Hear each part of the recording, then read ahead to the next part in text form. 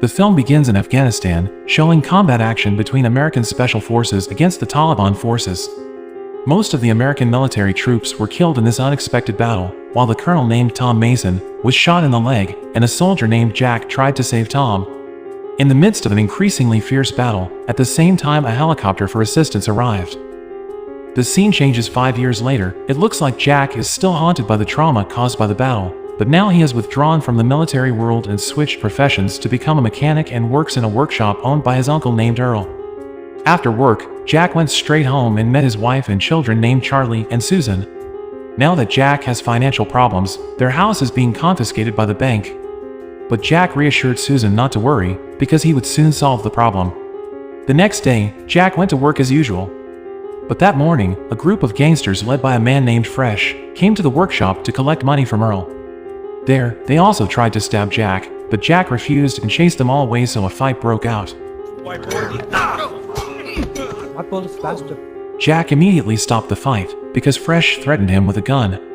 Before leaving, Fresh threatens Jack if Jack will regret looking into trouble with them. After that, Earl came and explained the matter. Turns out, before he built the workshop, he was a former gangster who happened to have a problem with a gangster group led by Fresh. Arriving at the house, Jack saw Fresh had just come out of his house. Seeing that, Jack rushed in and found his wife and child dead.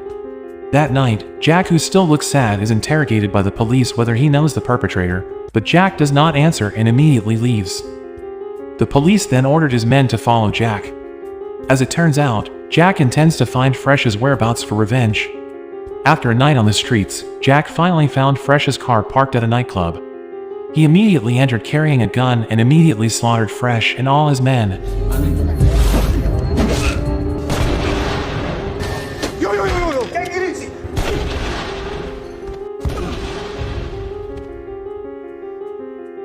As a result of his actions, Jack was eventually imprisoned. 5 months passed. Jack still can't forget the death of his wife and children. That day, Jack was visited by Colonel Tom, his former military leader.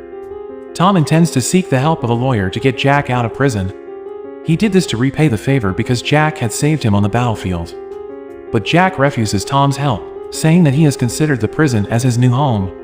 Even though he was released, out there he had no one else.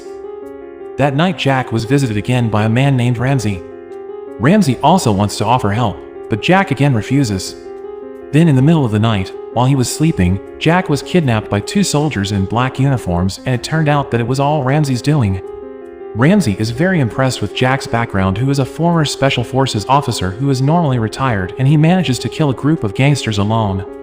Turns out, Ramsey is the leader of a secret organization called Section 8. And Ramsey intends to recruit Jack as a member. After being convinced by Ramsey for some time, Jack finally agreed. The next day, Jack was immediately taken to a Section 8 building. There, Ramsey introduced Jack to the other members. Jack will be given a new identity, house, vehicle, and other necessities. Ramsey then explained that the Section 8 was specially formed by the government in secret, although it was not recorded in the government files, but this organization was fully facilitated by the state. Their mission is mostly to massacre mafia or high-class criminals who are above the law, including corrupt officials. To be able to join Section 8, Jack must be tested first by seniors. They are named Liza, Brown, Ricky, and Roy. There, Brown feels that Jack is not ready to become a member of Section 8 because he still can't forget his past and is hesitant to attack. But Liza tries to defend Jack and says that they all used to be the same as Jack when they were first recruited. Long story short, Jack finally got his first mission, which was to snatch the schematic file from a man named Castillo. Castillo is a defense contractor who earns money from illegally selling state-owned weapons. But this time, Castillo plans to sell a weapons-making scheme to a Russian mafia chief, and the transaction will take place in Mexico. To approach Castillo is not an easy thing, because he is escorted very tightly by dozens of heavily armed troops. Then Jack asked, after the scheme was obtained, what would happen to Castillo? Liza replies, of course Castillo must be killed. Because the real mission of Section 8 members is to kill. Long story short, Liza and Jack finally arrived in Mexico. The two of them were already at the place where the transaction would take place. Liza told Jack to act alone. There, Johnny, the head of the Russian mafia, seemed annoyed with Castillo because his arrival from Russia was actually carried out at a garbage dump. Plus, Castillo seemed to talk a lot. Without further ado, Johnny immediately asked for the scheme because he wanted to leave that place immediately. In the middle of the conversation, suddenly a gunshot was heard. Johnny thought that Castillo had set him up so that the situation escalated and the two groups shot each other.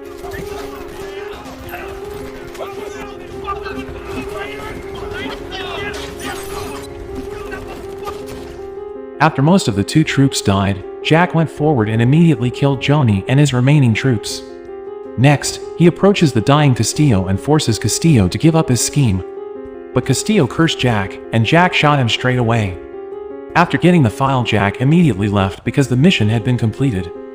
Ramsey is annoyed that Jack left two eyewitnesses behind when he retrieved the file. Jack insists that he will not kill two innocent girls. Next, Ramsey assigns a best assassin named Leonard. Leonard is assigned to kill a corrupt official and owner of an illegal gambling establishment. After successfully killing the official, Leonard was attacked by several guards there, but Leonard easily managed to escape from there.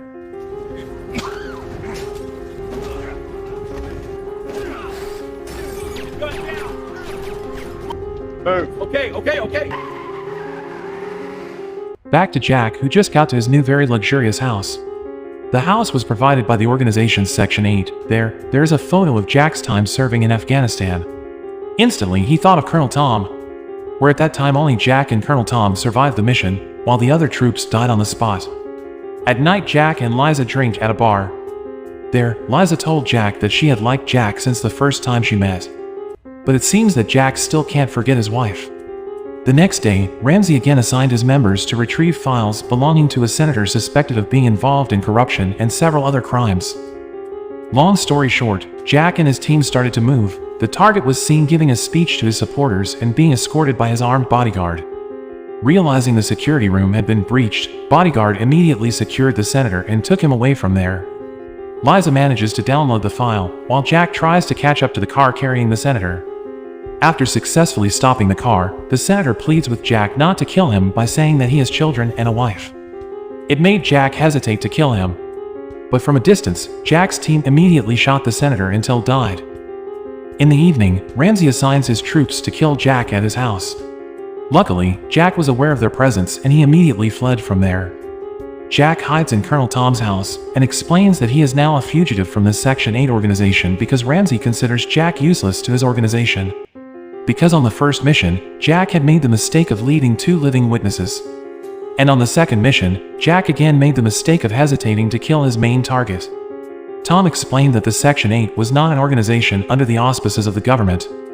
Instead, the organization was a long-standing enemy of the government by the FBI and CIA. At the end of the chat, Jack asked Tom for money and weapons.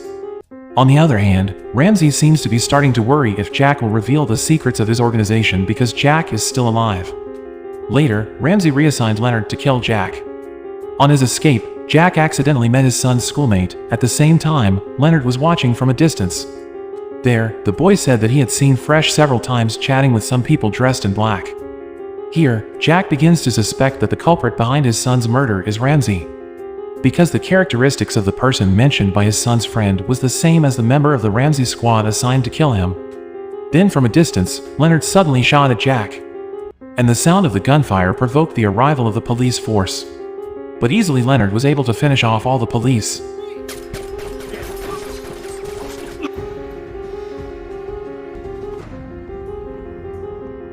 Meanwhile, Jack managed to escape from that place. Leonard's failure to kill Jack upsets Ramsey. Likewise with Leonard, as this was the first time he had failed to kill his target. It turned out that Jack was hiding at Earl's place. Not long after, the Section 8 troops came to attack. But this time Jack didn't fight alone. Earl helped him so that the shootout was unavoidable. Well, back now!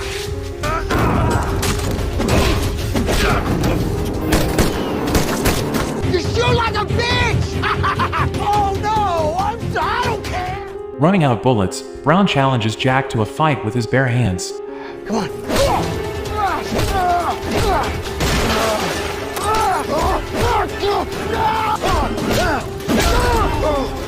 Before almost succeeding in killing Jack, Liza actually shoots Brown from behind. Then, Liza took Jack to hide somewhere because Earl's place was no longer safe. After arriving at the hiding place, Jack was suddenly hit until he was unconscious. When he woke up, Jack was in front of Ramsey tied up. Liza's help turned out to be just a trap. Jack asks Ramsey why he didn't kill him right away, and Ramsey replies there will be a surprise for Jack. And the surprise turned out, Tom had been working with Ramsey and Tom, who suggested that Ramsey recruit Jack because he felt Jack had wasted his skills as the best military just to become an auto repair mechanic. But unexpectedly, Ramsey actually ordered several gangsters to kill Jack's family. Ramsey thought that after Jack's family was killed, Jack would not hesitate to kill anyone. But Ramsey's guess turned out to be wrong. In fact, Jack still has a sense of humanity. After that, Tom, Ramsey and Liza left the room. The three of them would split the money they got from selling the senator's schemes and secret files. Ramsey suggests that Jack be killed immediately, because Jack was just a burden to them. After that, Tom went back into Jack's room and untied him. Turns out, Tom is on a mission assigned by the government to capture Ramsey, and with Colonel Tom's help, Ramsey can easily get Jack out of prison. After listening to Tom's explanation, Jack was willing to help him. Then suddenly the fire bell in Jack's room rang and provoked the whole army into it. Ramsey's troops were killed off by Tom and Jack one by one. Meanwhile, Ramsey and Liza hide. Ramsey made an offer to Jack to take his money that was on the table, which amounted to $3 million. After taking the money, Jack could go far and be a free man forever. But the offer did not make Jack the least bit interested, because his main mission now is to kill Ramsey, the person who had killed his beloved wife and children. Unfortunately, Liza managed to shoot Tom. Before he died, Tom had apologized to Jack because he felt indirectly involved in the death of Jack's wife and children. When Jack was off guard, Liza appeared, pointing a gun. Luckily, there were no bullets in Liza's gun, so in the end, Liza died in Jack's hands. Meanwhile, Ramsey managed to escape with his $3 million and Jack chased after him. He manages to shoot Ramsey's car tire, then he approaches Ramsey and prepares to shoot him. However, Ramsey belittles Jack by saying that Jack will not be able to kill him, because Jack has doubts and that is your weakness, Ramsey said. But without hesitation, Jack shot Ramsey to death on the spot. After that, Jack met an attorney general named Martin, the person who had given Tom a mission. Martin conveys a thank you from the government for helping Jack kill Ramsey. Martin explains who Ramsey really is. Previously, Ramsey was an FBI agent who was dishonorably expelled from the bureau, and since then Ramsey has recruited ex-militaries to join Section 8, an illegal organization he formed to extort corruption officials, to sell dirty government information. Then the government assigned Colonel Tom to hunt down Ramsey. Martin said there are still people like Ramsey out there, and the country needs someone like Jack to track them all down. In return, the life sentence received by Jack will be removed. Jack refuses the offer because for him there is nothing more he can fight for because his revenge has been avenged. Before leaving, Martin gave him his business card, because he was sure Jack would change his mind and accept the offer one day. After that, Jack returned to his house and it turned out that Leonard was already waiting for him to complete the mission from Ramsey. Leonard said Ramsey was dead, but his reputation as the best assassin must live on. Jack was beaten badly by Leonard. Luckily, Jack managed to grab his gun that fell on the floor and in the end, he managed to kill Leonard.